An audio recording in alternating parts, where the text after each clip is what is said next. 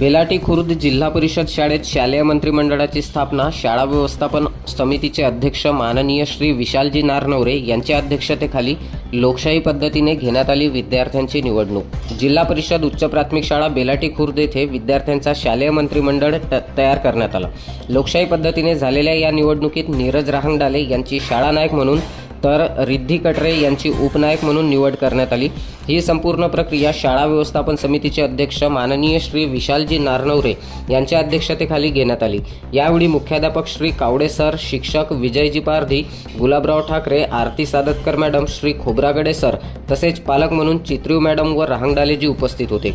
या प्रसंगी आयोजित कार्यक्रमाचे संचालन श्री विजय पारधी सर यांनी केले तर आभार प्रदर्शन आरती सादतकर मॅडम यांनी मानले। शिक्षकांनी निवडणूक प्रक्रियेसाठी विशेष सहकार्य केले।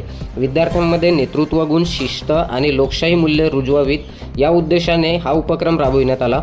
नव्याने निवडून आलेल्या मंत्रिमंडळाला शाळेच्या विविध उपक्रमांची जबाबदारीही सोपवण्यात आली।